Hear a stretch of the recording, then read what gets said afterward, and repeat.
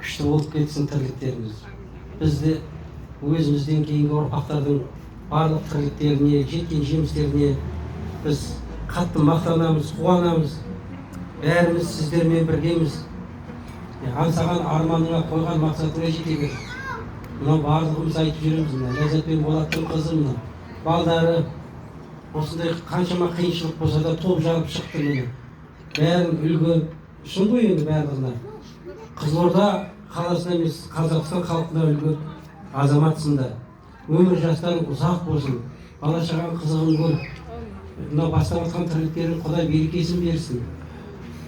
Өйстіп осы үйіне, мына Болат пен Ләззаттың үйіне бәріміз тек қуанышқа келейік, қайғыға келмей, өйстіп дастарханың тойға жайылсын.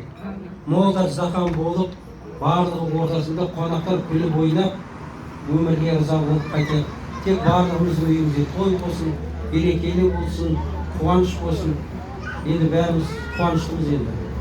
Аумин.